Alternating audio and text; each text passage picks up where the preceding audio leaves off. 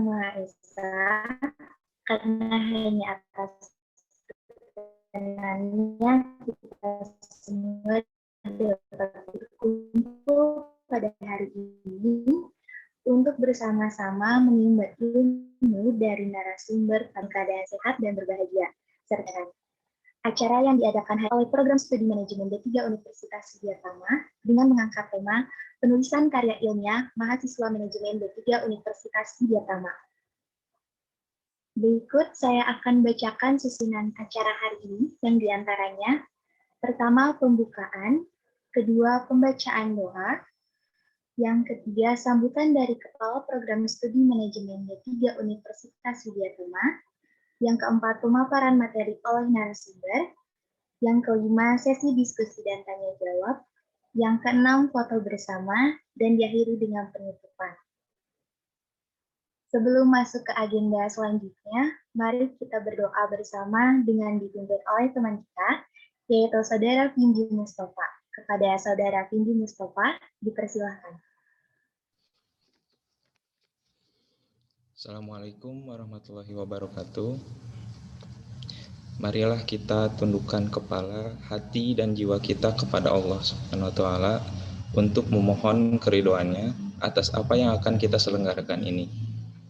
A'udzubillahi minasyaitonirrajim. Bismillahirrahmanirrahim.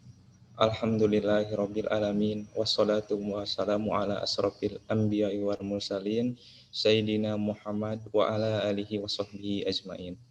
Ya Allah, ya Tuhan kami, tiada kata dan rasa yang pantas kami haturkan kepadamu selain syukur kami padamu atas segala nikmat dan hidayah yang telah Engkau anugerahkan kepada kami, sehingga kami bisa hadir bersama untuk mengikuti acara workshop ini.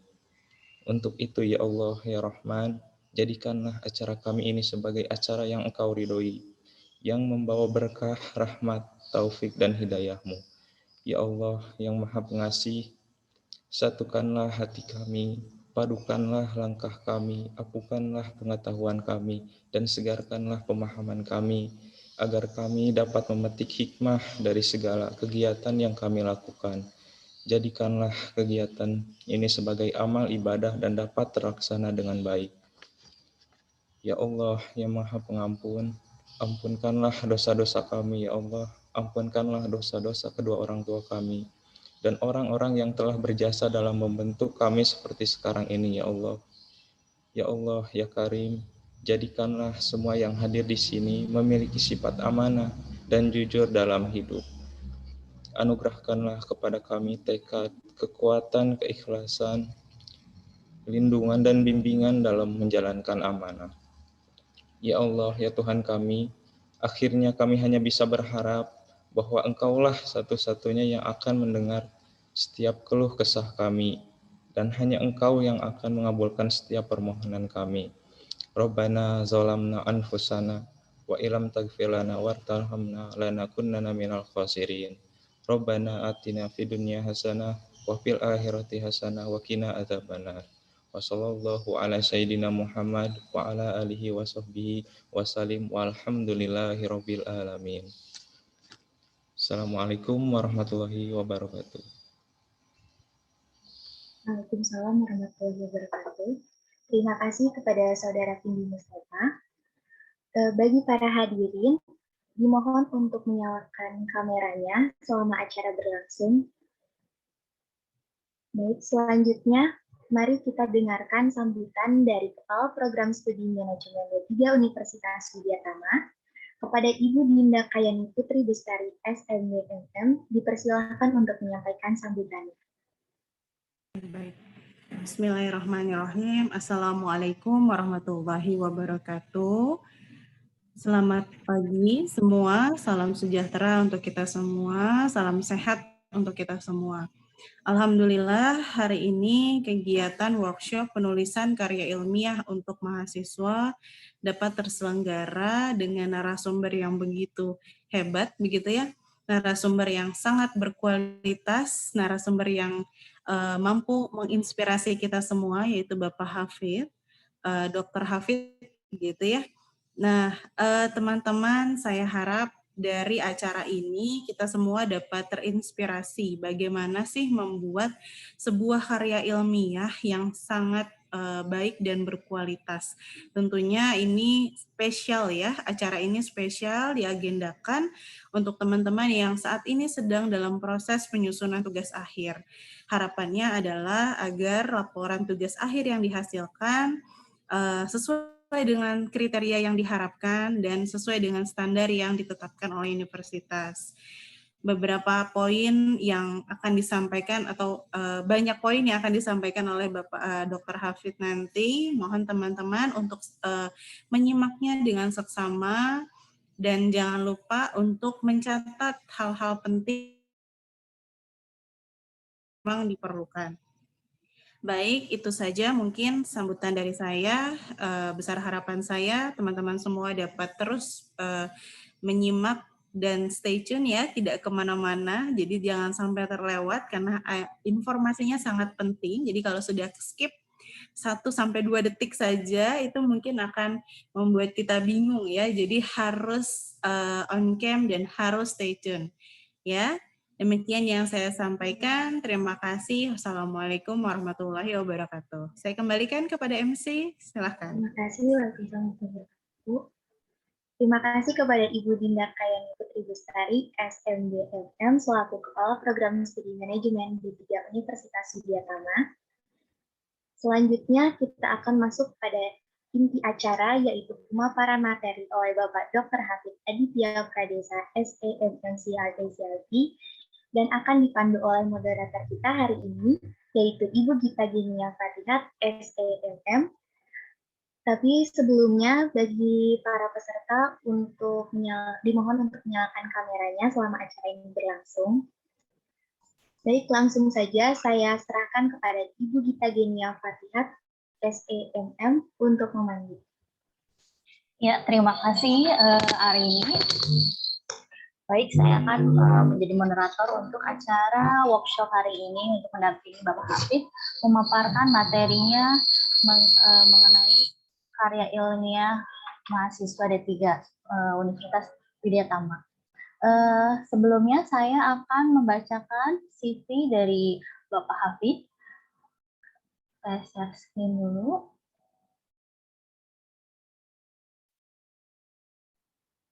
Ya, nama lengkap Dr. Hafid Aditya Pradesa, MMCRA CRP. Saat ini bekerja di STIA LAN Bandung. Lalu interestnya di HRM, Organization Behavior, Risk Management, Strategic Management, dan Research Methodology. Berikut adalah background pendidikan S1 tahun 2002 sampai 2006 di State University of Malang, 2006 sampai 2008 di Merdeka University Malang, dan dilanjutkan program S3 tahun 2009 sampai 2013 di Brawijaya University Malang. Sertifikat yang telah didapat tahun 2014, Certificate of Managerial Competence in Corporate, tahun 2019, Certificate of Risk Associate, dan 2020 Certificate of Risk Professional. Pengalamannya cukup banyak ya, dari profesional experience-nya, lalu pengalaman mengajarnya dimulai dari tahun 2013 sampai saat ini, dimulai 2018 sampai saat ini menjadi dosen di Politeknik STIA LAN Bandung. Beliau telah banyak sekali telah mengikuti menjadi speaker, fasilitator, training. Ya, kalau kita bacakan mungkin ini tidak cukup 1 jam waktunya. Sangat berpengalaman sekali Dr. Hafid ini. Juga untuk beberapa jurnalnya, sudah banyak juga jurnal yang dipublish. Baik, selanjutnya kita mulai saja untuk pemaparan materi dari narasumber kepada Bapak Hafid, dipersilakan.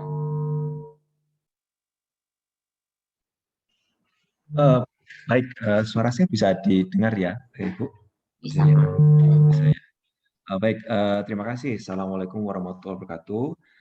Yang saya hormati Kaprodi Ditika Manajemen ya dari Widya Tama, Bu yang terhormat Bu Dinda, kemudian yang saya hormati Bu Gita ya selaku Sekprodi ya Bu untuk manajemen D3 ini, dan juga teman-teman semua dari Civitas Mika Widya Tama, terutama di prodi manajemen D3 manajemen ini ya.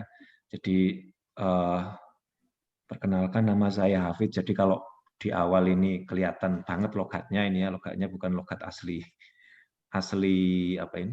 Asli Bandung ya. Jadi saya sebenarnya asli Malang, Jawa Timur. Jadi sama-sama darahnya sama-sama biru ya, tapi meskipun sebenarnya mungkin kalau sepak bola masih berseteru. Sebelumnya mohon izin Ibu, saya boleh men-share screen ini? Ya, saya kayaknya belum bisa ya. Masih disable kayaknya. Oh, masih bisa.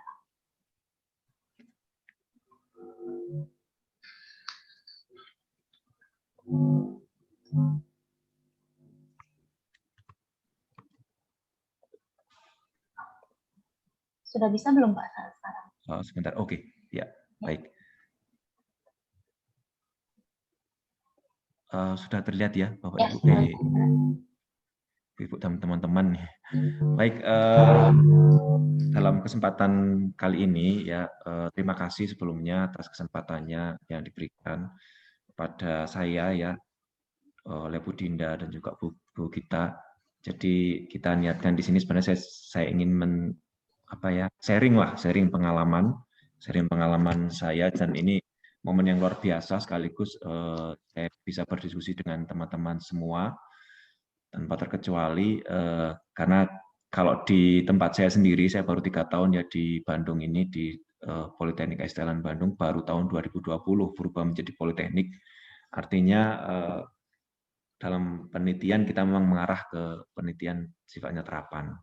Nah, makanya di sini saya akan menyampaikan beberapa poin penting ya. Ini berkaitan dengan kita belajar dan bekerja untuk sebuah karya ilmiah ya.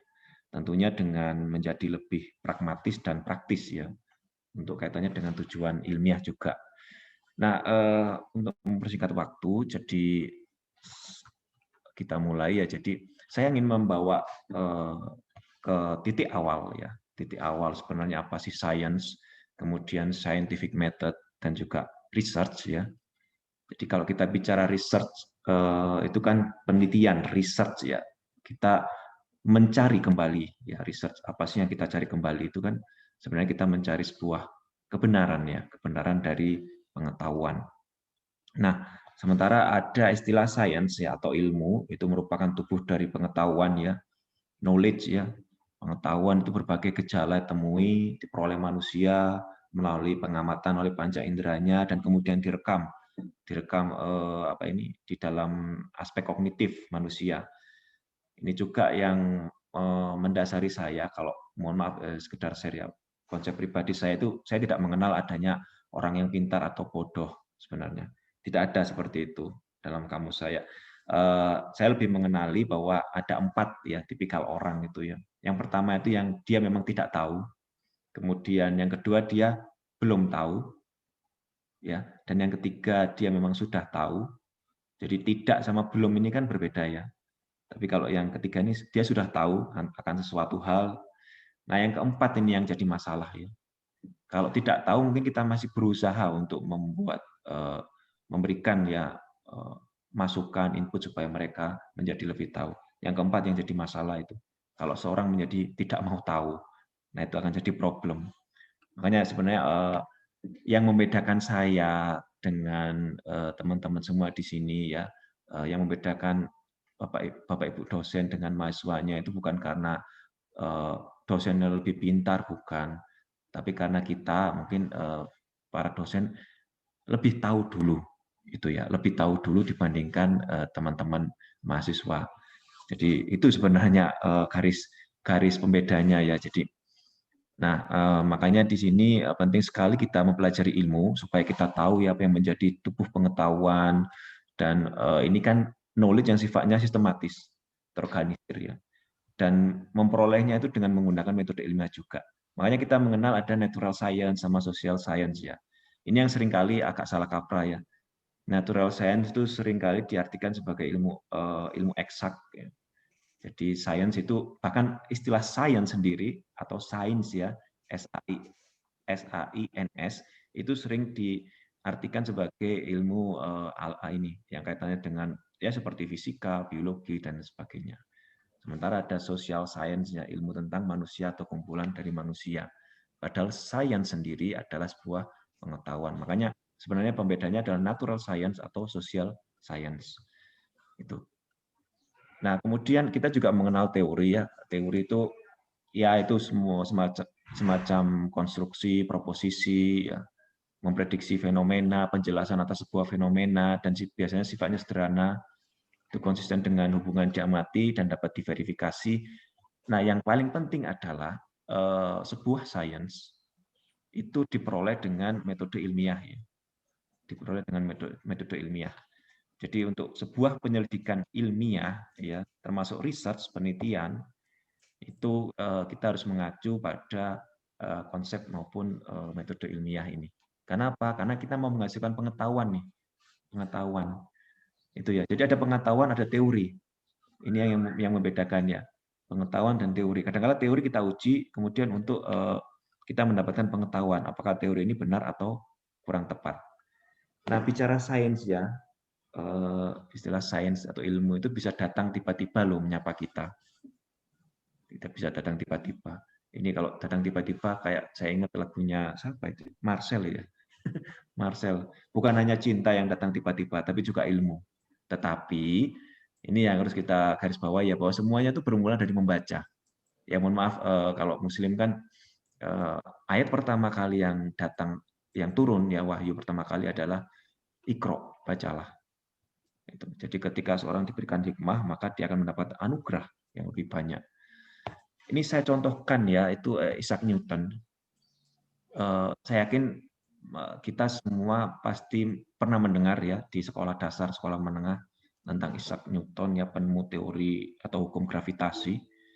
Jadi ya banyak hal menarik ya tentang Newton sendiri, bahwa Newton itu dia menemukan hukum itu tahun usianya 23 tahun ya.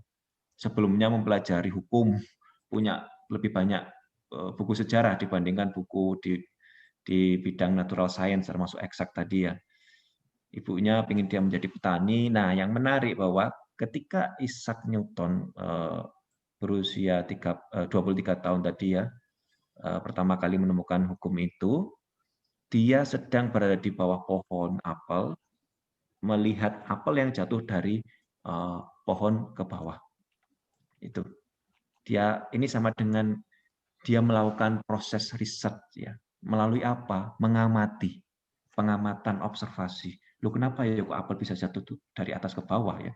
Yang ini menjadi pertanyaan ya, pertanyaan penelitian yang kemudian dia coba cari terus-menerus jawabannya itu seperti apa. Yang akhirnya menjadi muncullah namanya hukum gravitasi itu.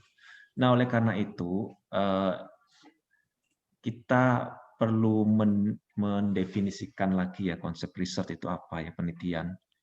Jadi ada yang mengatakan riset itu penerapan metode ilmiah tadi, bagaimana mendapatkan pengetahuan yang valid ya, tentunya dengan kaidah-kaidah ilmiah.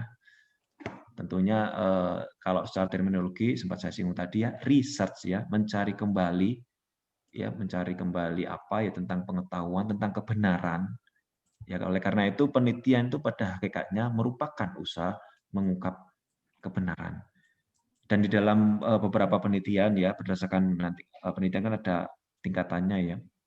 Ada proses integratif, ini yang bisa menciptakan pengetahuan baru. Nanti tergantung tujuan penelitiannya. Nah, yang harus digarisbawahi juga bahwa ada research dan ada research method. Ada penelitian dan ada metode penelitian.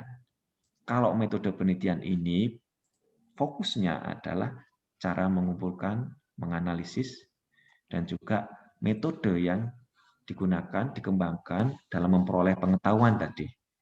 Ya, yang dapat dipercaya melalui prosedurnya yang juga handal, valid, dan memenuhi kaidah ilmiah. Ini saya rasa penting ya dalam memahami ya. Jadi kalau coba saya contohkan ya, mohon izin ini Bu Dinda dan Bu Gita ya, saya coba mencari di repositorinya Widyatama ya. Jadi coba saya contohkan inilah yang dinamakan sebuah riset atau penelitian. Oke, ini namanya ada sebuah laporan tugas akhir atau tugas akhir ya. Tetapi kita bisa lihat ada sebagaimana yang sudah tertuang dalam pedoman ya, pedoman penulisan karya ilmiah tugas akhir itu pasti ada mengandung misalkan abstrak, kata pengantar, daftar isi ya. Biasanya ada bagian awal, bagian isi dan bagian penutup. Jadi kalau bagian awalnya itu sampai kepada daftar-daftar ini ya, daftar tabel mulai cover sampai daftar tabel. Bagian isinya ya itu tentang mulai bab 1 sampai bab 5 ya, sebuah pendahuluan yang kemudian diakhiri sebuah kesimpulan ya, kesimpulan atau saran, dan bagian penutupnya biasanya sebuah kepustakaan, daftar pustaka ya, dan juga lampiran. Nah, inilah kalau kita mengatakan sebuah penelitian yang utuh itu seperti ini. Jadi penelitian ini menerapkan metode mengungkap kebenaran, menganalisis ini ya data dan kemudian disimpulkan yang diwujudkan dalam sebuah sistematika seperti ini. Ini penelitian. Nah, kalau metode penelitian yaitu adalah bagian di dalam sistematika tersebut ya. Ini kalau secara rinci kan kita melihat pasti di bab 3. Di bab 3 metode penelitian. Di sini ada tambahan objek dan metode penelitian. Jadi biasanya di subbab 3.2 atau 3.3 ya. Jadi bagaimana dijelaskan di situ penelitian ini menggunakan paradigma apa? Apakah kuantitatif, kualitatif, desainnya seperti apa? Kemudian jenis sumber datanya apa? Unit analisnya mungkin sama teknik pengumpulan data dan bagaimana menganalisis data. Itu membicarakan metode penelitian ya. Jadi ini metode yang dikembangkan untuk memperoleh pengetahuan. Kenapa seperti itu? Karena di bab sebelumnya, di bab pendahuluan ya, itu sudah tertuang sebuah rumusan, minimal ada sebuah rumusan masalah, dan juga ada tujuan penelitian. Tuh. Jadi ada tujuan penelitian pula yang melandasi mengapa sih kita itu meneliti. Tentunya tujuannya adalah tujuan ilmiah ya. Jadi kalau teman-teman mahasiswa melakukan penelitian itu bukan karena semata-mata ini sebagai prasyarat ya, prasyarat untuk kelulusan ya, prasyarat untuk dapat nilai ya. Tetapi kita harus memaknai ini adalah sebuah proses ya, proses yang punya tujuan ilmiah. Jadi makanya di dalam tujuan penelitian di bab pendahuluan itu tentunya rumusan tentang tujuannya adalah tujuan yang ilmiah ya. Jadi setidaknya ada 7 ya, 1 sampai 7 ini tujuan ilmiah dari sebuah penelitian. Pertama itu adalah mengkaji, mensintesa pengetahuan. Kedua, menginvestigasi situasi atau permasalahan. Ketiga, berusaha memberikan solusi untuk sebuah permasalahan yang sudah diamati.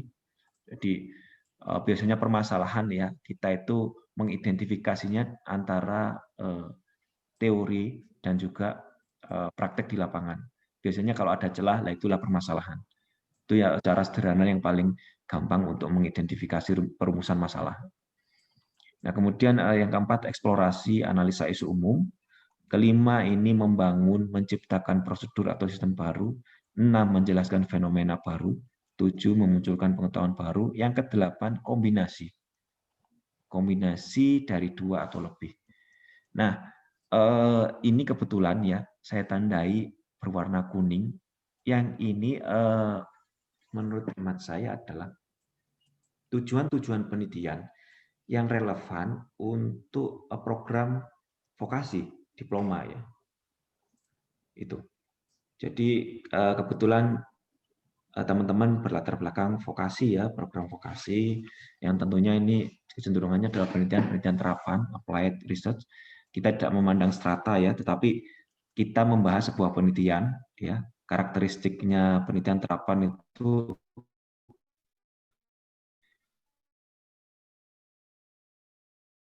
adalah untuk jawab masalah pengetahuan ini kurang tepat ya. menjelaskan fenomena baru juga, karena ini kalau dalam penelitian itu bisa menggunakan metode atau pendekatan grounded teori ya. Jadi nggak berangkat dari teori sama sekali, kemudian mencoba menjelaskan sebuah fenomena yang ada, dan kemudian disimpulkan, oh ini dinamakan teori apa, misalkan teori simbolik ya, interaksi simbolik misalkan seperti itu. Nah, ini ada kombinasi dua atau lebih ya dari tujuan penelitian. Jadi memungkinkan bahwa dalam satu penelitian itu menggunakan lebih dari satu tujuan penelitian. Tentunya yang tujuan ini kembali lagi tujuan ilmiah ya, bukan tadi tujuan supaya lulus atau supaya dapat nilai, supaya memenuhi prasyarat, bukan. Tapi yang dituangkan dalam manuskrip adalah tujuan yang sifatnya ilmiah. Nah, yang kemudian tidak kalah pentingnya adalah mengapa kita harus membaca berbagai rujukan kepustakaan ini. Ya, jadi ini kan sama dengan kalau di sistematika penelitian di bab 2 ya, tinjauan pustaka. Tinjauan pustaka. Ini sama dengan saya coba berangkat dari kutipan menarik ya, bahwa membacalah maka kau akan mengenal dunia, kemudian menulislah maka kau akan dikenal dunia. Jadi kenapa kita harus membaca? Supaya kita kenal dunia, supaya kita tahu segala sesuatu lebih banyak ya, supaya kita bisa lebih banyak belajar, bahkan lebih banyak tempat yang kita kunjungi ya, hanya dengan membaca misalkan novel ya, perjalanan saya jadi ingat dulu ya, saya pernah membaca bukunya Motorcycle Diaries ya. Motorcycle Diaries itu bukunya pencatatan perjalanan Ernesto Che Guevara ya, selama dari mengelilingi Amerika Selatan. Jadi ketika membaca itu seakan-akan saya juga ikut merasa terlibat ya, berjalan itu menyusuri perjalanan tempat-tempat yang diceritakan di buku tersebut. Nah, tetapi kalau dalam konteks ilmiah ya, sekali lagi kita ini kan mau menulis atau menyusun karya ilmiah. Membaca kepustakaan ini penting ya, terutama untuk mengumpulkan ini ya, pendapat-pendapat, teori-teori yang digunakan untuk mendukung atau memecahkan permasalahan. Ya.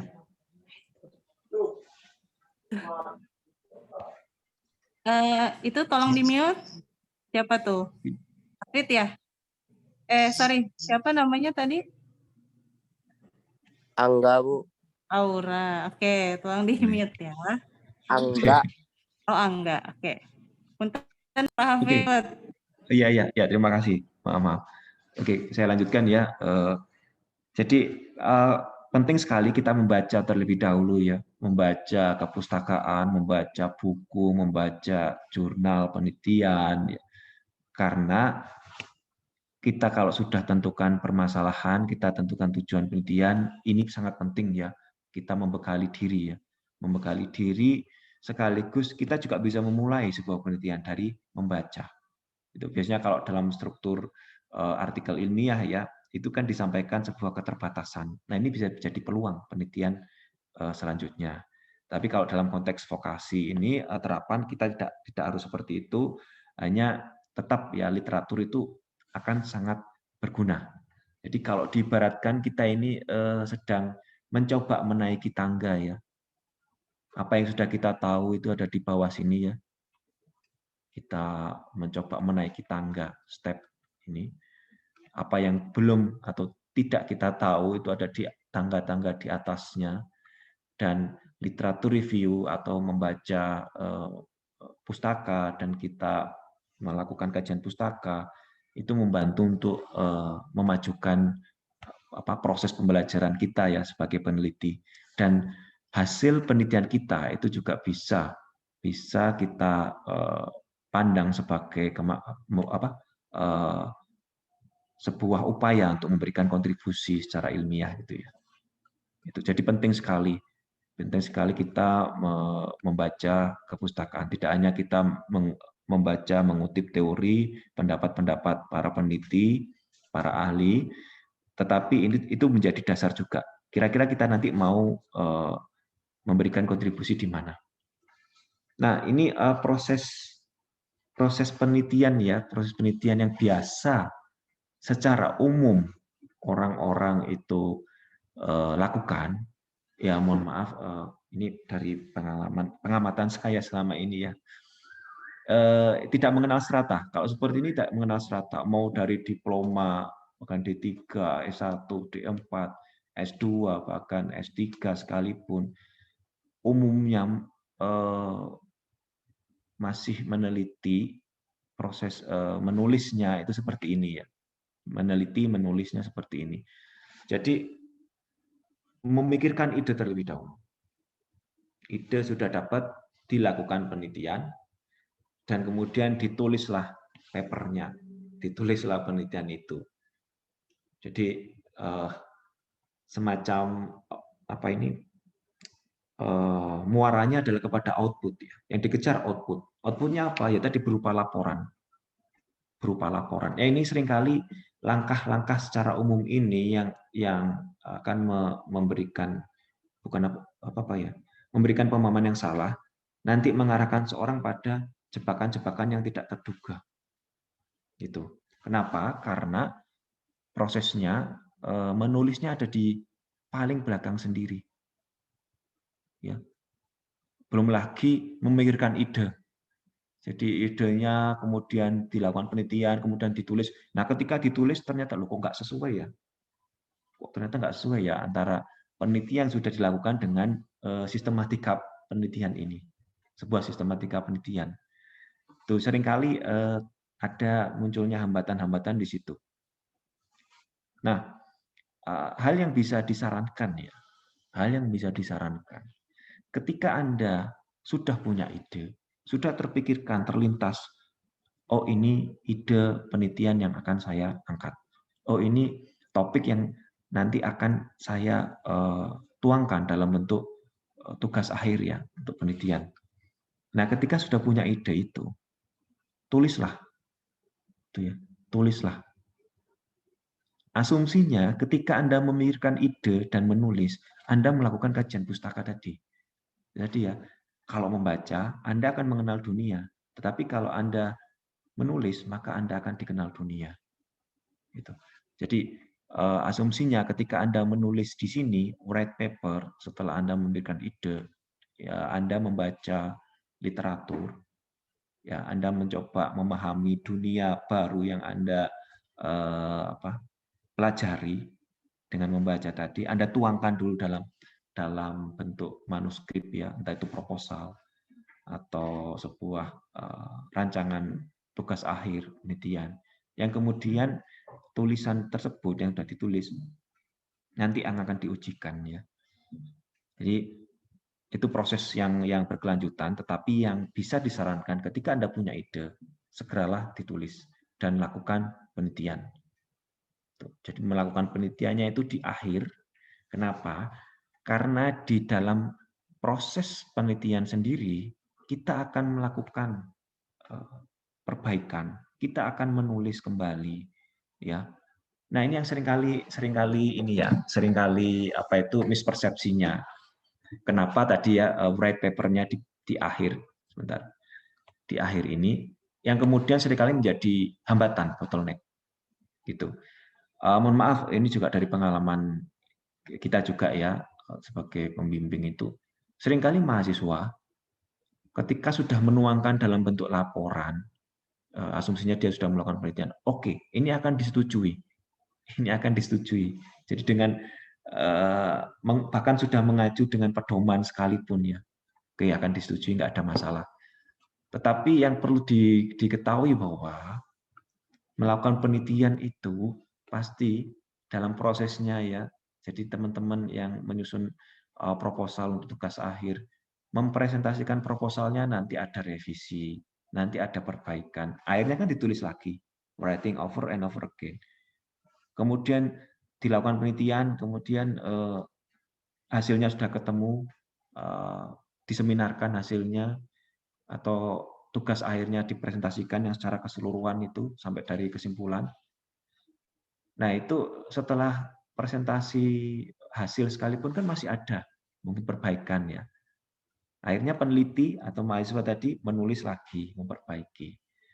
Bahkan kalau dalam titik ekstrimnya ya, kalau bisa disederhanakan sebenarnya sebelum sebuah manuskrip penelitian, entah itu tugas akhir, entah itu skripsi ataupun tesis dan lain sebagainya, sebelum manuskrip penelitian tersebut masuk ke perpustakaan, ke repositorinya kampus ya, masih memungkinkan judul itu bisa berubah. Itu judul aja masih bisa berubah. Jangankan yang kontennya, isinya gitu. Jadi ini juga menjadi apa ya, dorongan semangat kita juga. Jangan berkecil hati kalau misalkan kita mendapatkan revisi banyak, kemudian direview ternyata mungkin menurut reviewer, menurut apa itu pembimbing, penguji itu dipandang ini proposalnya hasilnya masih kurang memuaskan. Nah, jangan berkecil hati ya. Itu namanya sebuah proses menulis paper atau menulis karya ilmiah itu seperti itu. Jadi yang penting lagi adalah menulis ya. Nah, itulah menulis adalah mekanisme utama untuk melakukan penelitian, bukan melaporkannya ya. Bukan hanya melaporkannya. Jadi jangan beranggapan bahwa ketika Anda menyusun laporan, oke, saya sudah selesai meneliti. Bukan seperti itu. Justru proses menulislah itu mekanisme utama Anda ketika melakukan penelitian. Itu. Jadi paradigma ini, mindset ini yang coba kita bekali di awal ya kepada teman-teman semua supaya punya pemahaman yang lebih mendasar ya tentang memaknai sebuah penelitian itu. Nah, ini yang menarik ya. Jadi setelah kita menguasai, bukan menguasai ya, kita mencari literatur kepustakaan, salah satu bab terpenting ya itu adalah metode penelitian ya. Di bab 3 tadi selain objek ada metode penelitian. Nah, mengapa metode itu penting ya? Jadi yang penting kan tadi di awal setelah kita menentukan rumusan masalah, tujuan penelitian, kita sudah melakukan kajian pustaka, penting sekali kita untuk menerapkan, menggunakan metode yang tepat. Nih. Saya ingin menganalogikan gini ya. Saya seringkali menganalogikan meneliti, membuat penelitian sama dengan proses memasak. Itu, proses memasak.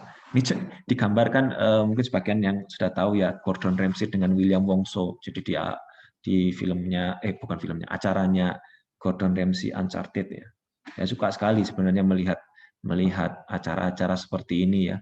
Jadi Gordon Ramsay keliling ke berbagai negara, melihat masakan-masakan yang baru dikenalinya, belajar tentang bagaimana memasaknya itu dan sebagainya.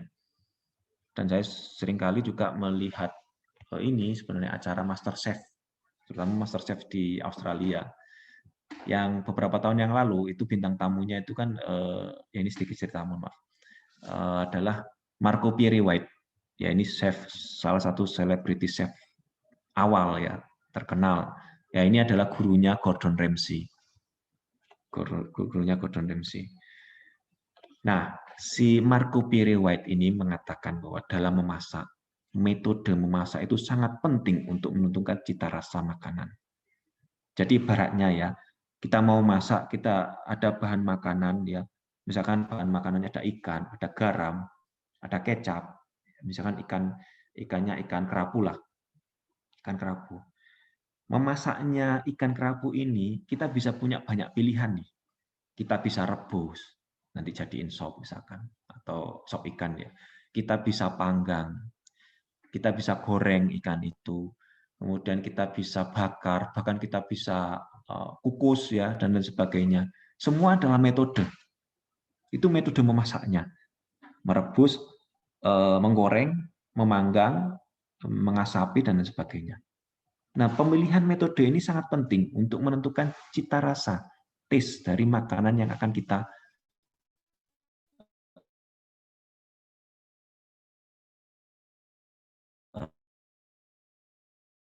goreng, mau dipanggang, ini akan jelas ya menghasilkan cita rasa yang berbeda. Tapi bahannya sama nih, bahan makanannya sama. Sama-sama ada ikannya, sama ada kecap, ada garam ya, bumbu-bumbu dasar misalkan, bawang merah, bawang putih dan lain sebagainya. Nah, begitu pula di dalam meneliti. Metode penelitian itu sangat-sangat penting ya untuk menentukan cita rasa dari hasil penelitian yang Anda peroleh nantinya. Gitu. Jadi kalau biasanya begini ya, ini juga tips.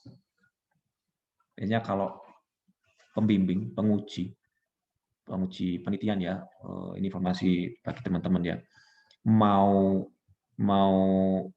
dalam strata apapun juga ini, bahkan sampai strata S3 sekalipun ya, doktoral, berdasarkan pengalaman saya, yang paling dikucek-kucek, ditelisik, dipermasalahkan tuh antara bab 1 dengan bab 3, yakni bab pendahuluan dan bab metode penelitian. Ini sangat penting, itu bolak-balik dipertanyakan, dipermasalahkan oleh pembimbing penguji. Seperti itu. Jadi kajian pustaka tidak terlalu karena apalagi sekarang ya, kita sangat gampang sekali untuk mendapatkan literatur dari berbagai sumber. Gitu. Nah, ini ada gambar menarik juga ya. Gambar menarik tentang research onion, jadi bawang ini ibaratnya bawang bombay. Bawang bombaynya penelitian.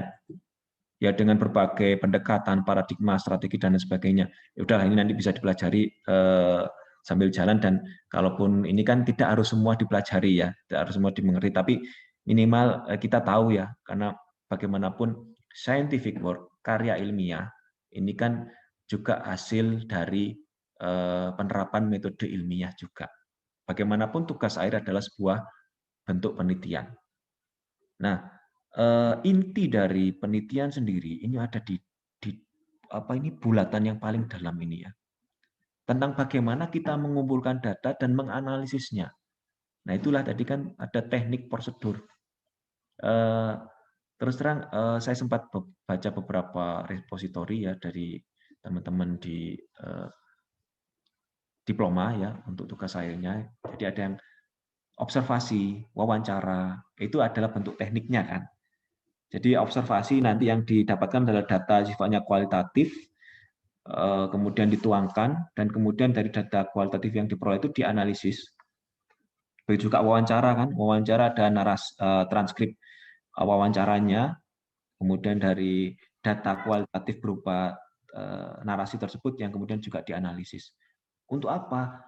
Supaya kita bisa memperoleh informasi. Minimal itu informasi. Data yang sudah diproseskan adalah informasi. Informasi untuk menjawab sebuah pertanyaan tadi ya, pertanyaan penelitian. Pertanyaan penelitian, jadi kita tahu kebenarannya apa. Nah, asumsi dasar secara teoritis ini ya, asumsi dasar teoritis, mau kita meneliti untuk penelitian pengembangan atau penelitian murni teoritis, penelitian dasar, mohon maaf, ataupun penelitian terapan, kita tetap berangkat mengacu kepada teori. Ya, kita harus tahu teori. Jadi kalau ada penelitian tentang tinjauan motivasi pegawai bank, ya kita harus tahu teori motivasinya. Walaupun kita mungkin tidak, kembali lagi ya, tidak menggunakan teknik analisis atau metode yang mungkin kompleks, tapi tetap kita harus berangkat dari teori. Makanya itu pentingnya membaca. Nah, kaitannya dengan teman-teman ya, ini asumsi secara pragmatis dan praktis ya. Karena diploma, terutama diploma 3, itu kan kalau secara leveling KKNI-nya itu ada di level 5 ya. Jadi kalau di level 5 ini kan menyelesaikan pekerjaan yang lingkupnya luas, memilih berbagai metode.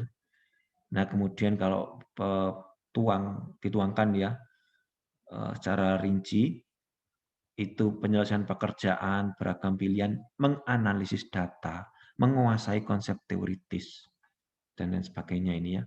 Tetapi kita bisa mengacu pada kata kunci ya, memilih berbagai metode, menganalisis data, menguasai konsep teoritis.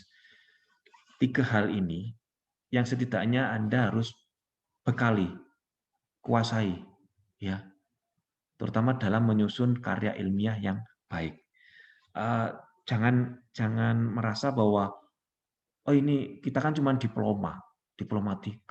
Kenapa harus harus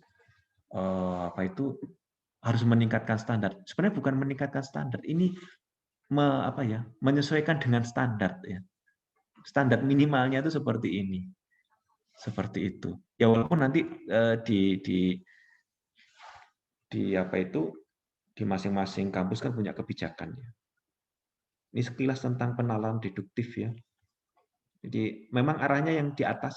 Nanti kalau teman-teman diploma ya di 3 ini, bagaimana dari teori nanti mengarah kepada rumusan pertanyaan, ya, pertanyaan penelitian, hipotesis itu kan adalah jawaban sementara.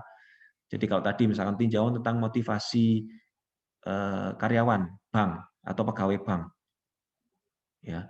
Jadi dari teori yang disampaikan, kemudian dari latar belakang fenomena di bab 1 disampaikanlah di bab 2 mungkin ya ada hipotesisnya bahwa motivasi motivasi pegawai bank X itu menurun. Karena apa? Karena sekarang lagi kondisi pandemi, misalkan untuk secara konteks ini kan, di konsepnya tentang tinjauan itu. Nah, kemudian dilakukan observasi nih. Observasi dilihat datanya, ya entah itu data primer atau data sekunder, ya. Kalau data primer mungkin dari kuesioner, ya. Kalau data sekunder dilihat nih ada laporan kinerjanya, kalau misalkan bisa diperoleh. Kemudian dikonfirmasi nanti.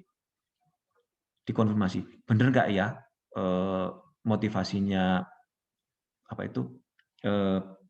pegawai bank tadi turun selama pandemi. Nah, itu yang nanti konfirmasinya berupa kesimpulan. Seperti itu. Dan proses penelitian, ya. Ini proses penelitian seringkali saya gunakan untuk mencoba memberikan pemahaman pada teman-teman, ya, teman-teman mahasiswa. Proses yang baik itu kita memang harus menentukan topik dulu. Topik loh, ya, bukan judul. Topik bukan judul. Ini pengalaman juga, ya. Jadi saya dulu waktu S1 menempuh S1 itu teman-teman saya itu mengajukan di formnya itu judulnya, mengajukan alternatif 3 judul. 3 judul, kemudian diajukan ke prodi, sama prodi dipilih kira-kira mana yang cocok. Sementara saya dapat pembimbing yang enggak seperti itu. Ketika saya menghadap pertama kali, saya diminta untuk, udah kamu baca aja dulu literatur. Kamu baca dulu minimal 5-10 jurnal. Setelah baca itu, lapor ke saya. Saya nggak tahu maksudnya gimana. Saya nggak tahu sampai akhirnya ya itu sebuah proses, ya. Saya baru tahu, oh kenapa sih kok saya harus disuruh baca dulu. Bukan ngajukan judul. Supaya saya tahu ini loh, saya bisa menentukan topik penelitian yang bisa saya kuasai, yang bisa saya lakukan, itu dalam hal apa. Tuh. Dan ini kan sekaligus proses reviewnya. Makanya di sini panahnya kan ke bawah, tapi bisa memungkinkan ke atas lagi. Gitu. Sekali lagi nomor 1 adalah topik, bukan judul.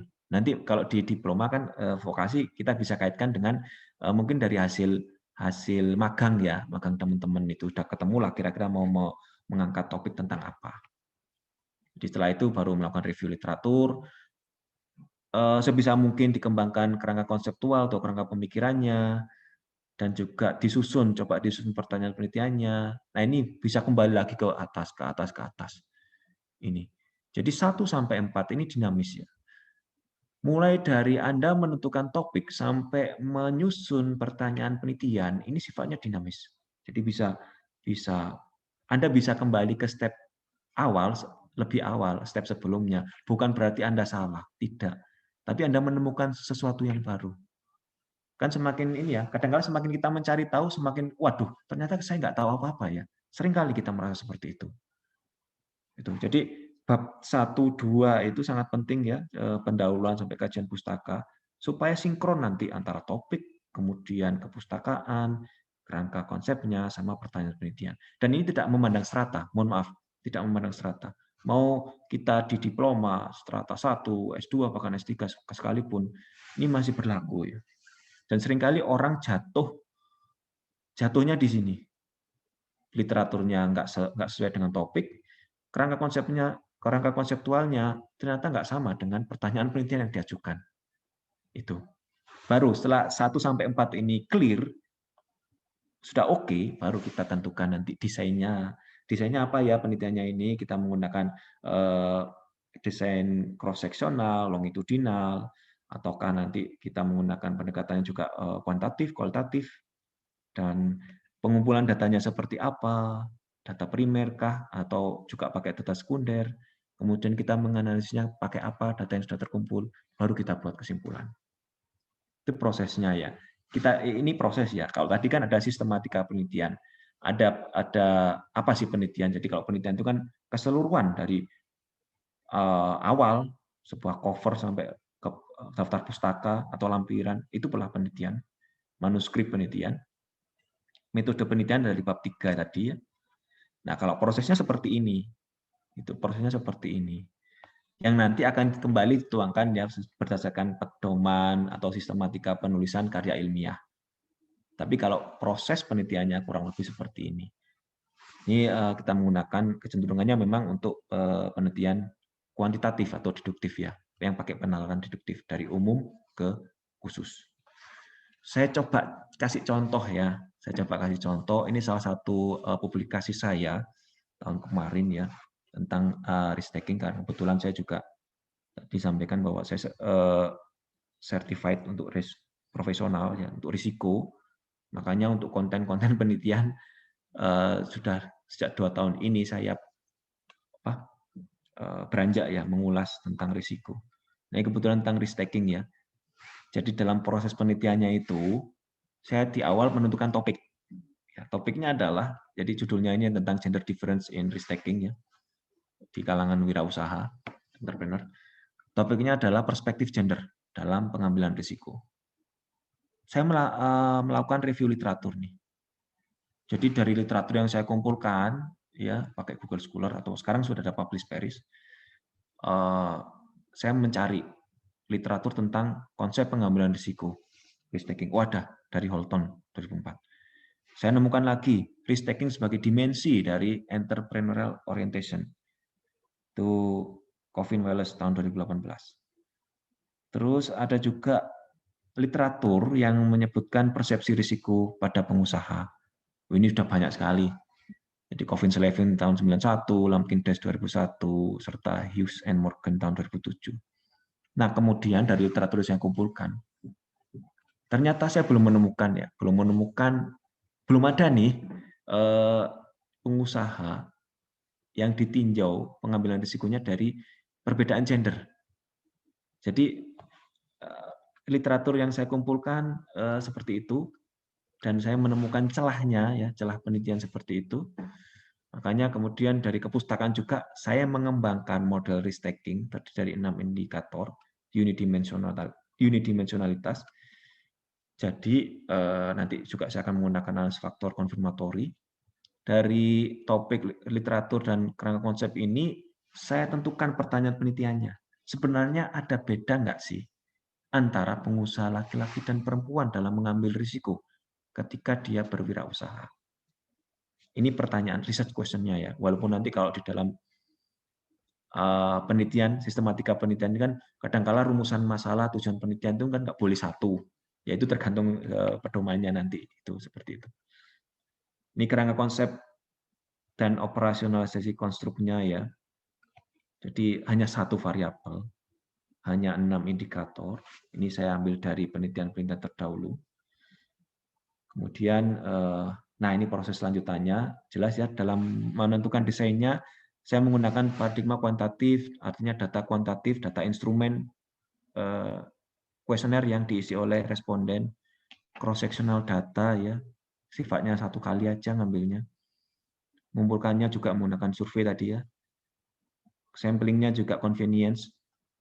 Convenience itu seketemunya orangnya ya. Akhirnya ketemu ada 92 pengusaha, kemudian di Malang ya. Unit analisanya ini kan UMKM, pengusaha UMKM yang bergerak di bidang fashion. Dari 92 itu yang laki-laki 48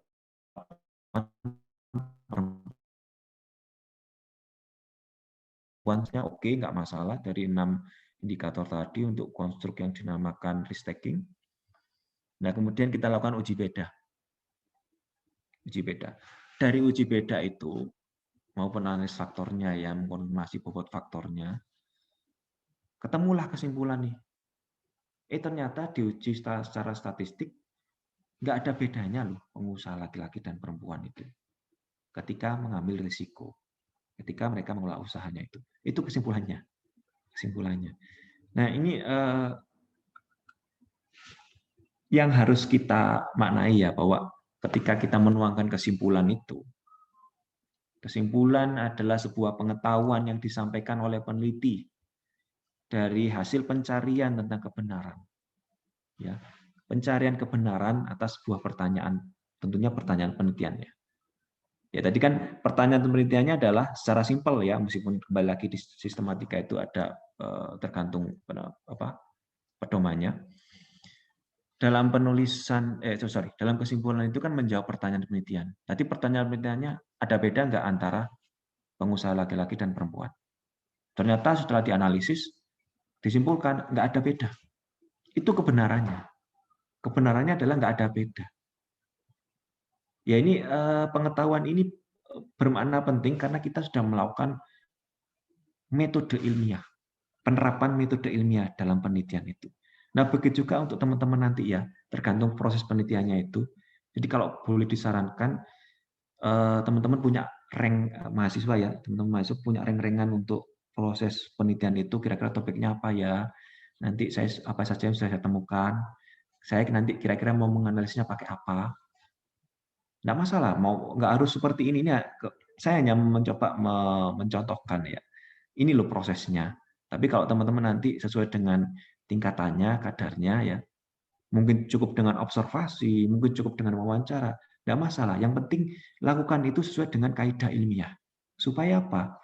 Nanti di kesimpulannya itu adalah pengetahuan yang coba Anda sampaikan sudah melalui proses scientific method. Itu memang kebenarannya.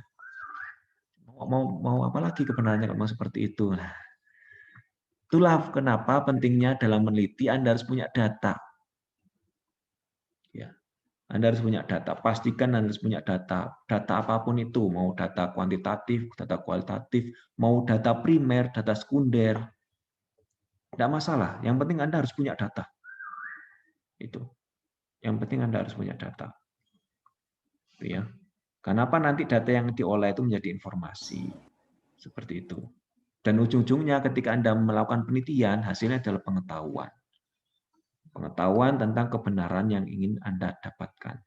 Benar nggak sih kalau pegawai bank itu motivasinya turun selama pandemi? Nah, itu yang coba Anda cari. Jadi, misalkan mahasiswa di D3 Widyatama ini, manajemen ya, D3 manajemen, Widyatama, magang di salah satu bank, katakanlah BJB lah, selama pandemi. Kemudian melihat fenomena di situ, kok sepertinya pegawainya ini, mohon maaf ya tanda kutip, misalkan agak malas-malasan gitu. Apakah karena pandemi? Nah, ini sebenarnya proses, sudah memulai proses quest ya, pencarian. Pencarian apa? Tentang kebenaran. Itu kan tadi yang barusan diutarakan adalah sebuah pertanyaan. Apakah benar mereka itu turun motivasinya? Apakah benar motivasinya turun ini karena pandemi? Yang kemudian coba mereka cari tahu tadi kan melalui proses penelitian sesuai dengan kaidah ilmiah.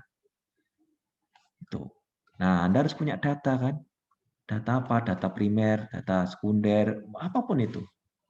Itu nanti akan sangat berguna untuk Anda menjawab pertanyaan penelitian yang sudah ditentukan di awal. Itu ya. Jadi kurang lebih blok bangunan ya, bangunan untuk sebuah penelitian tentang karya ilmiah itu seperti ini ya. Jadi ada data yang kemudian Anda analisis, nanti menjadi informasi, nah nanti akan menjadi pengetahuan, knowledge. Ya, ini mulai dari mengukur, menganalisis fenomena. Contohnya data penjualan, motivasi karyawan tadi ya, dan lain sebagainya. Nah, kemudian ini satu hal penting ya, ini yang seringkali jadi abu-abu. Jadi ada jebakan di situ ya. Ketika Anda mendapatkan kebenaran yang Anda amati di lapangan, yang Anda analisis datanya, tidak sesuai dengan teori. Seperti saya contohkan tadi ya. Saya mengajukan pertanyaan, apakah ada beda pengambilan risikonya pengusaha laki-laki dan perempuan? Ternyata nggak ada beda. Lalu kenapa saya meneliti? Apakah penelitian saya ini nggak ada gunanya? Loh, tetap ada manfaat. Manfaat minimal apa? Implikasi praktis. Yang ini harus kita gali. Terutama kita yang teman-teman yang di vokasi, yang di terapan ya. Itu. Implikasi praktisnya, karena sekali lagi ya, kalau kita di applied research, tidak untuk menggeneralisasi hasil, tapi memberikan pengetahuan praktis nih. Jadi kalau risiko mengambil risiko itu nggak ada bedanya antara laki-laki perempuan, ya udah kalau gitu para pemberi kredit bank ya itu ya jangan membedakan mereka. Kadang-kadang kan bank membedakan nih, dianggapnya pengusaha perempuan tuh kurang berani mengambil risiko, akhirnya dikasih kreditnya mungkin nggak sebanyak kalau pengusaha laki-laki. Jadi ada bias gender di situ, Nah, sama dengan kalau misalkan Anda, teman-teman meneliti ya, mahasiswa meneliti tentang motivasi pegawai bank tadi. Pertanyaan penelitiannya, apakah motivasi pegawai bank turun selama pandemi? Kemudian ditemukan hasilnya, yang setelah dianalisis, temukan hasilnya, kesimpulannya bahwa pegawai bank motivasinya tidak turun, masih tetap istilah anak sekarang itu apa ya, B aja ya, biasa aja, yang nggak naik ya nggak turun. Nah kemudian apakah penelitian Anda salah?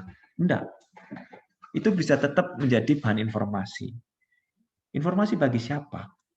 Ya bagi manajemen misalkan dari pimpinan banknya itu. Oh setelah diamati ternyata motivasinya masih tetap. Nah apa bentuk intervensi apa yang bisa disarankan bagi pimpinan bank tadi? Itu. Jadi jangan kemudian, sekali lagi jangan kemudian merasa bahwa penelitian Anda salah ketika menemukan kesimpulan hasil yang berbeda dengan teori. Tidak perlu berkecil hati, tidak perlu merasa salah, selama Anda sudah memenuhi prinsip kaidah ilmiah, ya, scientific method tadi. Nah, oleh karena itu ada beberapa catatan penting ya. Kita yang di vokasi, sama saya juga sekarang penelitiannya juga bergeser ke penelitian terapan ya, sebelumnya penelitian teoritis. Kita tetap berangkat dari teori. Makanya sekali lagi penting sekali untuk membaca literatur. Bisa mengandung sebuah hipotesis ya, atau mendistribusikan fenomena itu nanti sesuai dengan kebutuhan atau tujuan penelitiannya. Yang terpenting lagi, ini tidak menghasilkan proposisi atau penalaran induktif tadi ya. Penalaran induktif kan ujungnya adalah teori. Tetapi kalau penalaran deduktif diawali oleh teori. Ya. Jadi dari umum ke khusus itu berangkat dari teori kemudian ke konfirmasi, kesimpulan ya. Tapi kalau penalaran induktif itu dari khusus ke umum, jadi mulai hal yang sifatnya khusus kemudian berakhir ke teori. Jadi kalau penalaran deduktif ini tidak perlu dipakai, ya kita nggak bisa menggunakan ini dalam penelitian terapan, terutama untuk program-program vokasi itu. Karena besar kemungkinan mengarah ke penelitian teoritis. Ini beberapa hal penting ya tentang applied ini. Pertama desain ya. Desain tentang cross-seksional, ini kecenderungannya digunakan. Kemudian masalah metode, jangan terjebak mau pakai kual semuanya tetap sama. Yang penting adalah tekniknya tepat untuk analis datanya. Jadi tergantung datanya yang diperoleh data apa.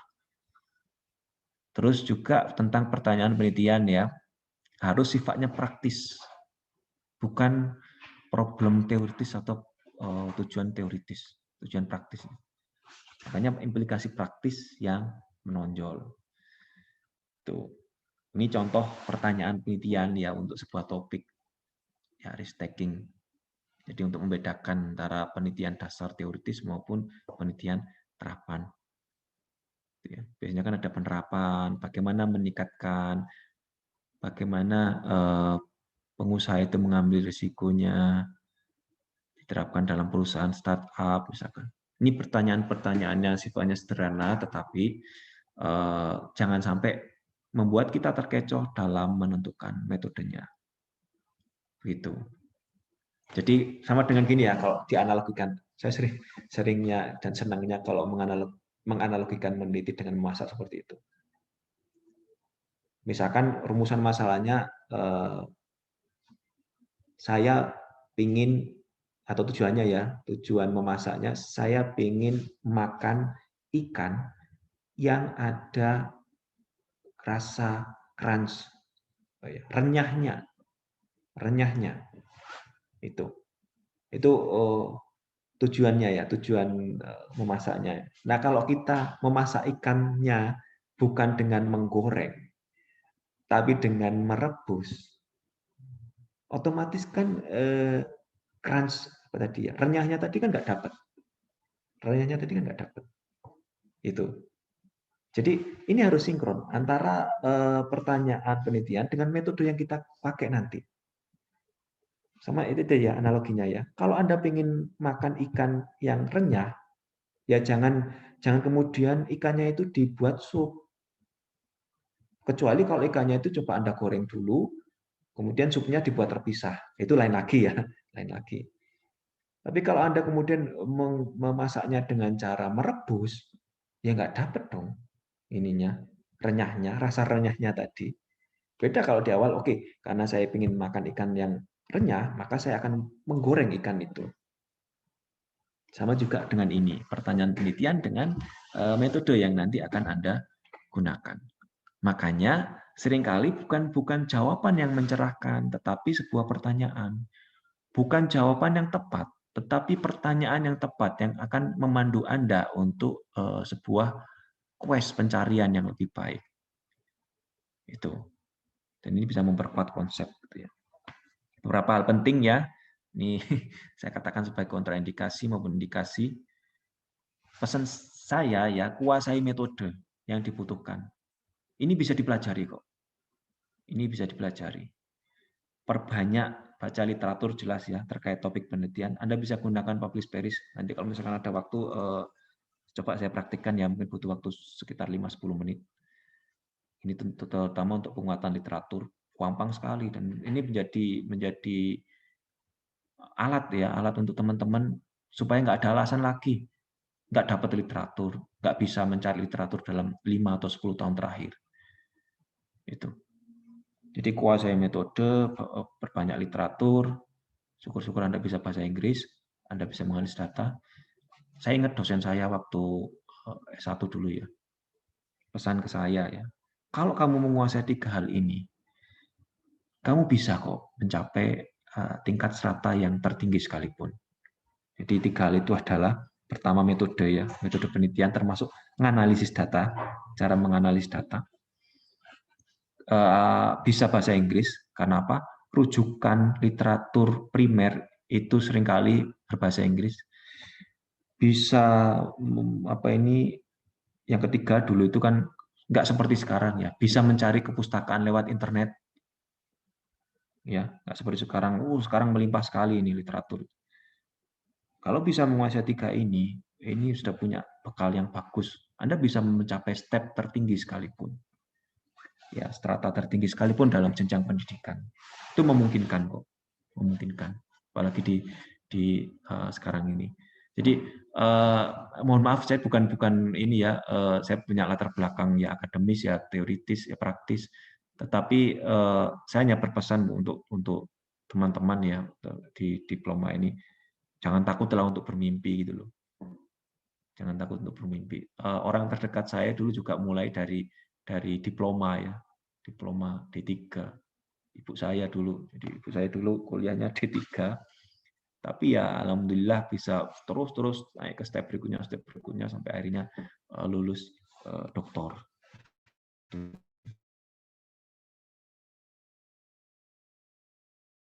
harus tahu batasan-batasan di dalam penelitian yang digunakan di vokasi ini terapan.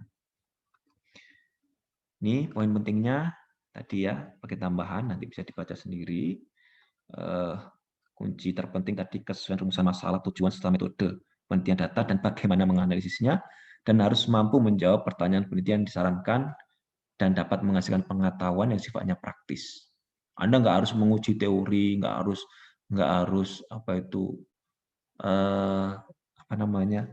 menghasilkan sesuatu yang wah gitu ya. Tetapi dengan prinsip dasarnya sama. Mau penelitian apapun, mau penelitian teoritis, terapan, mau penelitian di diploma maupun sampai S3, tetap sama. Karena sistematikanya kurang lebih sama. Ya kan? Ada pendahuluan dan diakhiri dengan kesimpulan. Apa yang mendahului, melatar belakangi Anda meneliti, dan apa yang bisa Anda simpulkan di dalam penelitian itu. Ini hal-hal yang tidak akan berbeda dari jenjang, dari struktur itu. Termasuk metode juga. Hanya mungkin ada pembatasan nanti di dalam teknik-teknik yang digunakan. Oke, saya rasa itu dulu mungkin apa yang bisa saya sampaikan ya. Semoga apa yang saya sampaikan, saya sharing ini bisa memberikan ya semacam entry point awal untuk teman-teman semua lebih tertarik, lebih bersemangat untuk meneliti dan menjadi awal yang bagus ya untuk menghasilkan karya ilmiah yang lebih berkualitas.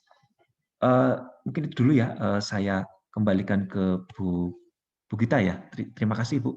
Ya, terima kasih Pak Hafiz atas pemaparan materinya ya yang sangat informatif. Dimulai dari bagaimana topik, data, dan lain sebagainya. Baik, kepada para peserta, mungkin ada yang ingin ditanyakan pada narasumber? Boleh langsung atau lewat chat juga, silahkan. Oh, ya. Boleh langsung mungkin. Izin bertanya, Bu. Oh ya, silahkan Salva Safitri ya. Silahkan. Ya, perkenalkan Pak, saya Salva dari Angkatan 18. Sebelumnya izin bertanya terkait pemilihan desain penelitian yang Bapak jelaskan. Nah, untuk jenjang D3 tuh yang lebih disaranin tuh apakah desain penelitian kuantitatif atau kualitatif? Makasih, Pak. Baik, terima kasih ya. Siapa tadi namanya? Salva.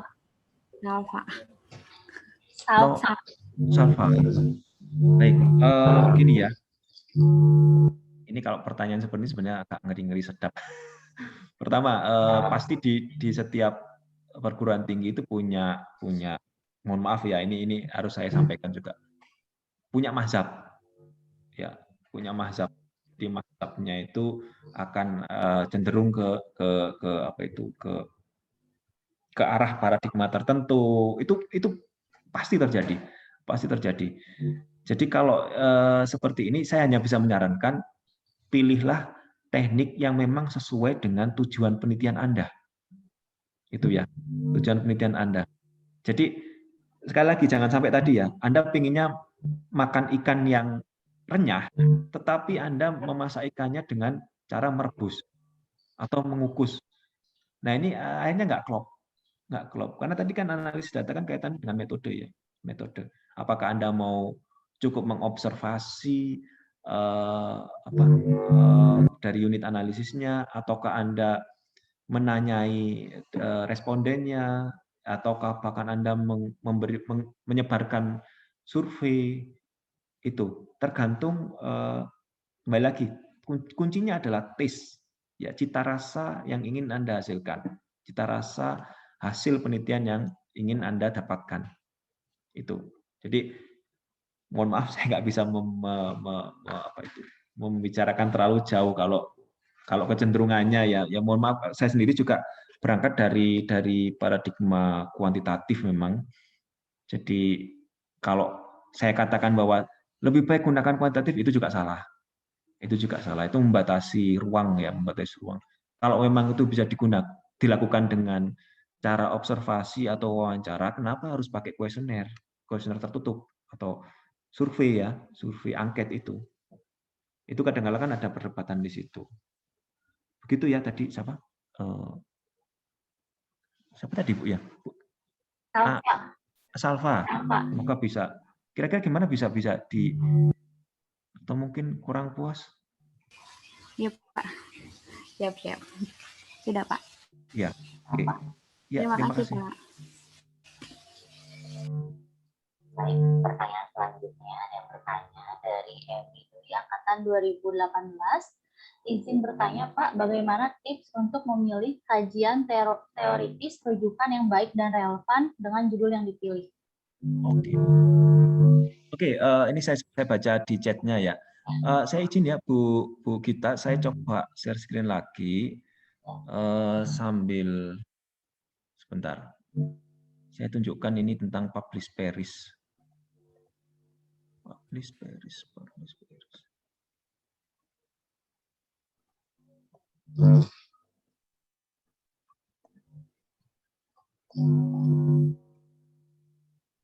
Oke. Ini ya, jadi ada namanya ini Publish Paris. Mohon maaf, terlihat ya di tampilan ini? Terlihat ya, Publish Paris. Jadi begini, ini freeware sebenarnya. Nanti kalau mau saya share juga ya softwarenya ini. Freeware. Misalkan kita pakai saya coba ya, mencari literatur dari Google Scholar nih. Ini keuntungannya kalau kita menggunakan Publish Paris, ini akan mengurutkan berdasarkan tahun publikasinya. Kalau Anda menggunakan Google Scholar ya, Google Scholar itu biasanya dia akan ini, misalkan katakanlah motivasi ya, motivasi karyawan. Oke, mohon maaf ini terlihat untuk ini ya.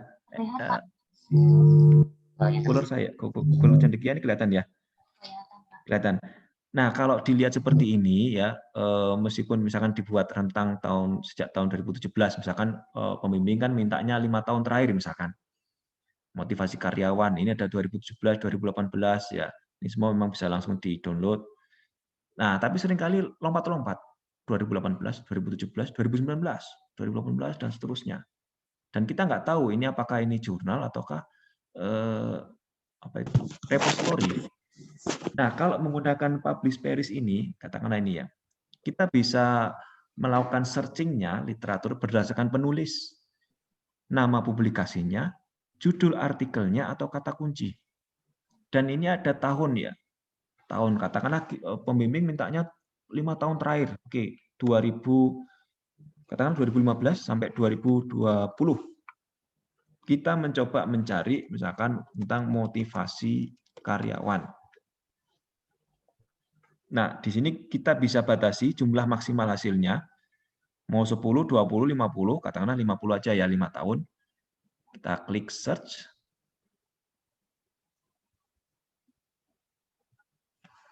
Ini sambil menunggu. Nah, begitu sudah selesai, otomatis pencariannya itu akan mengurutkan mulai dari tahun terbaru sampai tahun ini sesuai dengan ini ya. 2015 ini. Nah, ini juga bisa, misalkan untuk membukanya kita klik langsung ya, nanti akan otomatis ke Explorer. Ya, ke Explorer kita download ini. Motivasi. Ya, udah bisa langsung di-download kan. Nah, di dalamnya kita lihat nanti biasanya kan ada kepustakaan nih, textbook. Nah, ini biasanya Irham Fahmi ya. Saya jadi hafal soalnya. Jadi bahkan ini mohon maaf tergolongnya penulis generik. Jadi seorang penulis yang menulis berbagai macam topik, mulai dari pengantar manajemen, MSDM dan lain sebagainya. Itu. Beda kan kalau misalkan ini yang Rifai, ini kecenderungannya penulis tentang MSDM dan perilaku organisasi. Tuh. Ada juga ini, nah ini bisa menjadi sumber rujukan. Ya nanti, oke, kalau kita punya 5 aja, biasanya pembimbing kan coba cari 5 atau 10 penelitian, 5 penelitian terdahulu. Nah dengan Publish Paris kita bisa petakan di sini kira-kira mana yang benar-benar sesuai. Kalau ini kan tadi saya berdasarkan kata kunci. Kalau misalkan judul mungkin akan beda lagi. Kenapa saya tulis di kata kunci? Karena bisa jadi judulnya tidak memuat mencantumkan tentang motivasi, tapi isi penelitiannya itu mengulas tentang motivasi. Itu jadi supaya range-nya itu lebih banyak. Kalau misalkan buat 100 ini juga akan per tahunnya juga akan banyak. Itu. Kita ambil contoh gini ya. Ini per tahunnya akan menjadi lebih banyak. Itu. Nah, ini 2020 lah. Tadi kan 2020 cuma ada 4 ya. Kalau nggak salah ada 4. Ini sudah ada 5. Karena dari keyword-nya. Belum lagi kalau misalkan ini motivasi. Karyawannya dicoret. Itu. Karena bisa jadi literatur di jurnal itu kan hanya mencantumkan motivasi aja. Nggak pakai motivasi karyawan, nggak pakai motivasi kerja, atau motivasi pegawai, tapi motivasi. Tapi yang dimaksud adalah motivasi, tetap motivasi karyawan atau pegawai. Nah ini asumsinya. Coba kalau kita berpikir sederhana gini. Dosen mensyaratkan kita minimal penelitian terdahulunya ada 5. Tapi dengan ini kita sudah dimudahkan. Dimudahkan kira-kira ini kayak semacam apa ya istilahnya, data awal yang memudahkan kita, yang kita nanti bisa gunakan. Kalau seperti ini ya, ini biasanya repository kalau nggak ada tulisannya publikasi. Jadi disarankan pakai publikasi yang jelas ya dari jurnal-jurnal itu. Dan kalau dari sini kita juga akan pilih lagi nanti. Misalkan kita prioritaskan jurnal yang terindeks Sinta. Supaya apa? Itu lebih valid, lebih berkualitas dan lebih layak untuk dijadikan rujukan. Seperti itu. Jadi kan bisa jadi dalam beberapa hasil pencarian ini tidak ada artikel yang mungkin terpublikasi dalam jurnal yang belum terindeks gitu.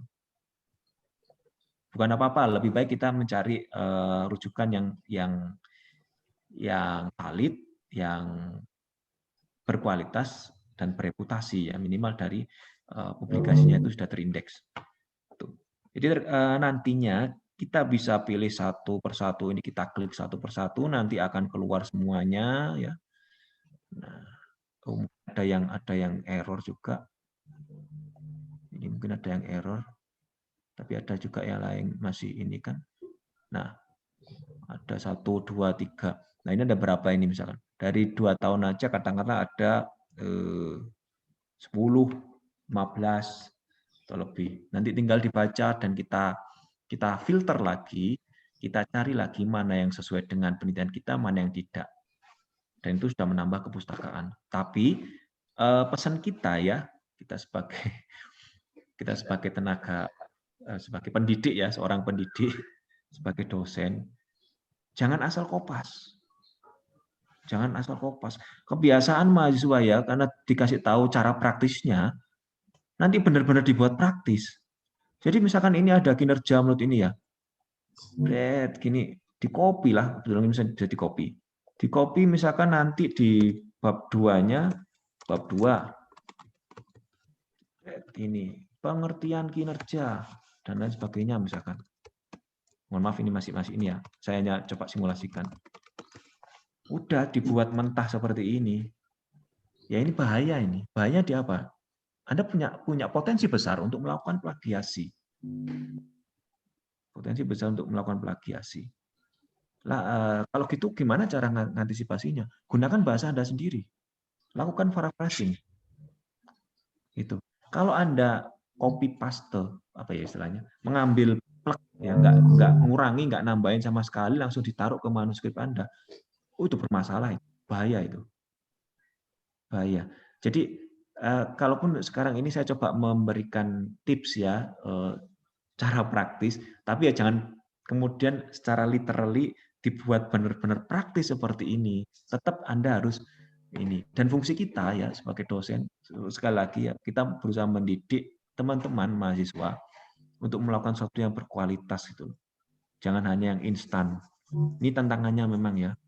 Jujur, ini sama dengan saya kalau mengatakan ini sama dengan kalau kita sebagai orang tua membesarkan anak itu lebih gampang kok membesarkan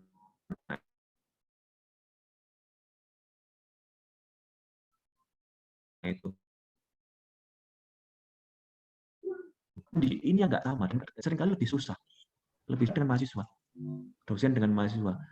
Meluluskan mahasiswa itu kalau mau jujur sekarang lebih gampang. Nggak seperti saya waktu kuliah dulu ya. Saya dulu waktu kuliah itu, mohon maaf, namanya akuntansi itu pasti dapat vitamin C itu. Waduh, rasanya setengah mati, susah banget ya akuntansi itu. Ini ya itu salah satu handicap. Susah banget itu dapat ini. Tapi kalau sekarang ya mahasiswa itu banyak banget yang diluluskan ya. Ya mohon maaf apa ini? Trennya memang seperti itu. Meluluskan sekali lagi, meluluskan itu lebih gampang. Tapi mendidik mahasiswa ini yang sulit. Ya, yang sulit, dan itu kewajiban ya, kewajiban kita sebagai dosen untuk mendidik itu loh. Dan teman-teman mahasiswa kalau kita kasih arahan itu jangan kemudian dikatakan sebagai kita menghambat, tidak. Fungsinya untuk mendidik seperti itu. Untuk teman-teman sendiri, untuk mahasiswa sendiri, bukan untuk dosennya sebenarnya. Itu. Jadi ini ya ada beberapa hal penting. Jadi kalau caranya tadi ditanyakan mau mencari topik yang sesuai, terus gimana caranya menambah perbendaharaan literatur. Kalau nggak salah saya tadi sempat baca chatnya yang kedua itu ya. Anda gunakan tools ini tadi ya, Publish of Paris. Udah ini sudah mempersingkat waktu Anda, ini memudahkan Anda. Tinggal pertanyaannya, Anda mau apa tidak? Gitu. Sudah ada banyak bahan makanan, Anda mau nggak untuk membacanya? Kok bahan makanan? Sorry, bahan penelitian, Anda mau nggak untuk membacanya? Itu loh. Sudah ada banyak bahan masakan ini, bahan makanan, Anda mau nggak nanti untuk menguliknya satu persatu, kemudian nanti supaya Anda mempunyai bayangan ya, bayangan jelas kira-kira mau memasak apa nih. Begitu. Mungkin itu ya tadi kalau mohon maaf Bu kita saya tadi baca di chat ya dari Emi dan kemudian dari siapa ini Miska ya. Gitu.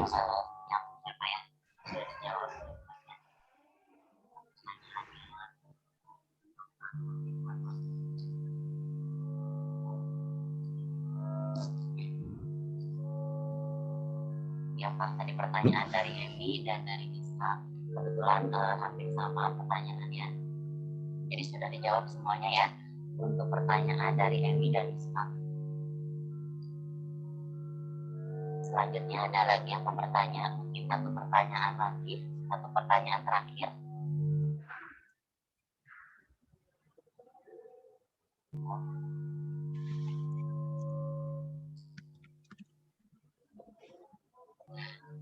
Mohon maaf, mungkin sinyal tes apa sudah terdengar suaranya? Mode robotnya di off kan dulu Bu Gita. Sinyal ya mungkin ya, nggak apa-apa. Tes apa sudah terdengar sekarang? Atau masih? Masih.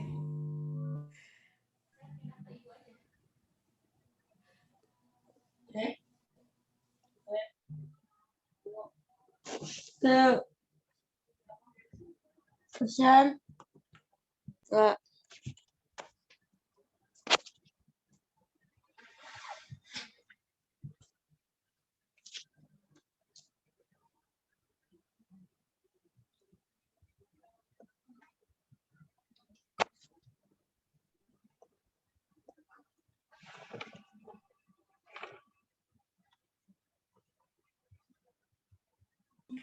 Ya, selanjutnya pertanyaan selanjutnya sudah terdengar ya Sarah? Oh sudah Bu. Ya, jadi saya pindah tempat dulu mungkin karena di ruangan kurang bagus sinyalnya. Jadi tadi pertanyaan dari Emi dan Miska sudah terjawab ya. Ini ada mungkin ada pertanyaan lagi, satu pertanyaan terakhir. Karena waktunya sudah mau habis, ada lagi yang ingin bertanya? Selain mahasiswa mungkin ada dosen juga di sini, dosen pembimbing tugas akhir. Mungkin ada yang ingin ditanyakan juga.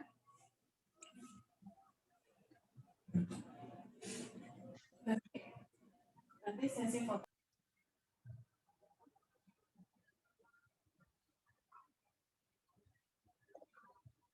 Ya.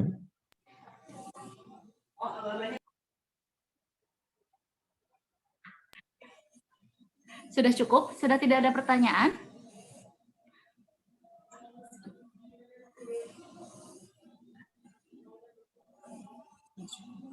Sudah cukup ya? Pas waktunya 11.50 sesuai dengan rundown.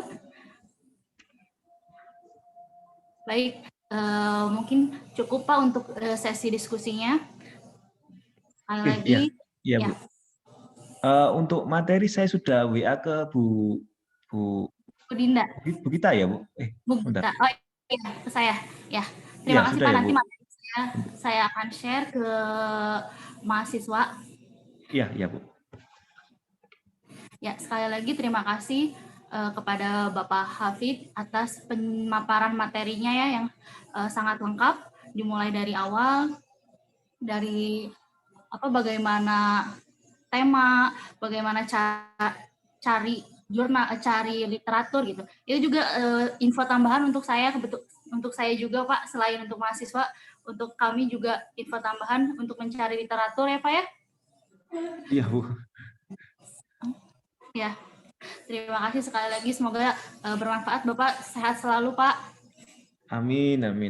Ya, boleh saya Bu ya, sebentar closing statement mungkin 1 menit. Ya, silakan, Pak. Ya, jadi kembali ya kalau ini mengutip apa itu. Tadi kan udah tertuang ya bahwa kalau kita membaca kita mengenal dunia, kalau kita menulis maka kita akan dikenal dunia. Jadi menulislah ya, karena ada istilah gini, istilah Latin ya, scripta manent verba volant ya. Apa yang tertulis itu akan abadi, tetapi apa yang terucap itu akan hilang di telan waktu. Jadi itulah pentingnya menulis ya. Jadi harapan kita juga sebagai dosen ya, tanpa memandang saya dari mana atau Bu Dinda maupun Bu Gita dari mana, untuk teman-teman mahasiswa ini ya tolong untuk tetap bersemangat ya, bersemangat dalam menulis ya, bersemangat dalam menulis, rubah perspektifnya, rubah mindsetnya bahwa menulis ini bukan sekedar hanya Anda memenuhi persyaratan, Anda menggugurkan kewajiban, tidak, tetapi ada banyak hal penting menarik yang itu bisa sangat berguna sekali ketika Anda melakukan penelitian dengan benar dan sesuai dengan kaidah ilmiah itu, tanpa memandang strata ya, sekali lagi tanpa memandang strata. Jadi kita semua bisa melakukan itu ya tanpa memandang strata itu. Karena nanti yang terakhir juga bahwa kalau saya jadi ingat ini ya, istilah kalau kita kalau kita membaca kita akan lupa, tapi kalau kita mendengar kita akan ingat, tapi kalau kita melakukan maka kita akan memahami.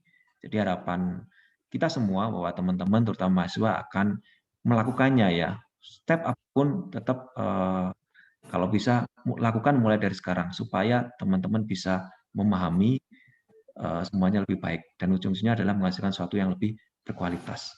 Mungkin itu saja dari saya Bu Gita ya sebagai closing statement. Mohon maaf, terima kasih. Saya kembalikan lagi ke Bu Gita. Ya, terima kasih Bapak Hafid.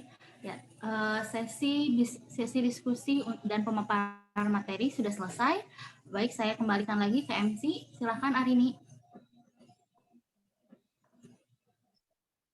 Alhamdulillah, kita telah sampai di penghujung acara workshop penulisan karya ilmiah manajemen di 3 Universitas Widyatama. Terima kasih kepada narasumber kita, Bapak Dr. Hafid Aditya Pradesa, SEMM-CRT, dan Ibu Gita Genia Fatihat, SEMM, selaku moderator. Terima kasih pula untuk para hadirin sekalian yang telah mengikuti rangkaian acara hari ini. Semoga ilmu yang kita dapatkan bisa bermanfaat. Sebelum acara ini ditutup, mari kita ke susunan acara selanjutnya, yaitu sesi foto bersama. Bagi para peserta yang belum mengaktifkan kameranya, dipersilahkan untuk on cam.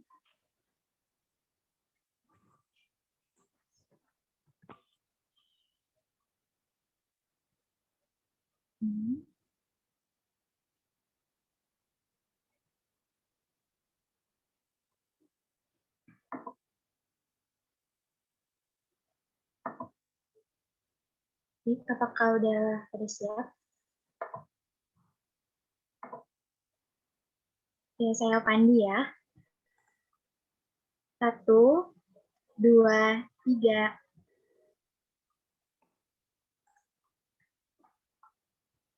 Oke. Satu kali lagi ya. 1, 2, 3. Tunggu sebentar. Oke, selesai. Ya, udah. Baik, sekali lagi kami ucapkan terima kasih kepada semua pihak yang telah terlibat dalam workshop hari ini. Kami segenap panitia juga memohon maaf apabila ada kesalahan dan kejadian yang kurang berkenan. Saya Arini Putri Natania mewakili segenap panitia, pamit undur diri. Wassalamualaikum warahmatullahi wabarakatuh. Waalaikumsalam warahmatullahi wabarakatuh. Waalaikumsalam warahmatullahi wabarakatuh. Waalaikumsalam warahmatullahi wabarakatuh. Terima kasih Pak Hafiz. Sama-sama Bu Dinda, terima kasih juga Bu Gita. Dan terima kasih rekan-rekan sekalian. Sampai jumpa di agenda berikutnya ya. Saya izin pamit, Pak Hafiz. Sama-sama Ibu, saya izin pamit juga ya Bu. Terima kasih semuanya, Bu Dinda, Bu Gita. Assalamualaikum. Waalaikumsalam.